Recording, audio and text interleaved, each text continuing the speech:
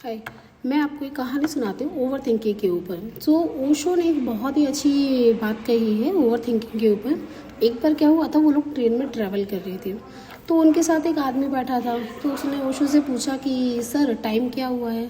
उसने इग्नोर कर दिया।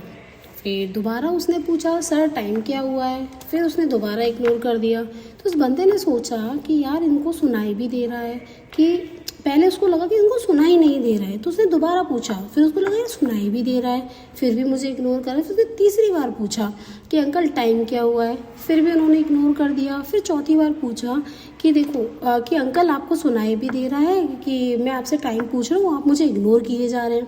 तो उसने बोला देखो अभी अभी तुम मुझसे टाइम पूछोगे, फिर मैं तुमको टाइम बताऊंगा, तुम मुझे थैंक यू बोलोगे, फिर मैं तुमको वेलकम बोलूँगा, फिर तुम मुझसे पूछोगे अंकल रहते कहाँ हो, ठीक है। फिर हो सकता है मैं बताऊंगा मैं मुंबई रहता हूँ या दिल्ली रहता हूँ, जहाँ भी रहता हूँ, ठीक है। फिर तुम भी बोलोगे कि अच्छा मैं भी वहीं से हूँ। हो सकता है तुम सेम एरिया से भी निकल जाओ, हो सकता है हमारी दोस्ती अच्छी हो जाए। फिर उसके बहाने तुम मेरे घर पे खाना खाने आ जाओ।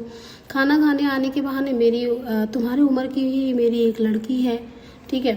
तो मैं नहीं चाहता कि मेरी लड़की से तुम्हारी दोस्ती हो, और हो सकता है तुम्हें उससे प्यार हो जाए, हो सकता है तुम उसको भगा करके शादी कर लो। और जिसके हाथ में घड़ी नहीं है उससे मैं अपनी बेटी की शादी बिल्कुल नहीं करूँगा।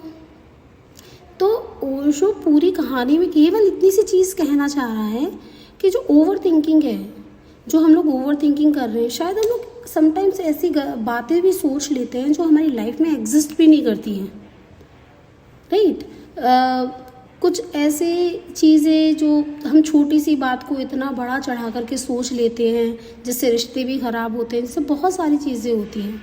तो ओशो ने बोला just leave over thinking, think positive.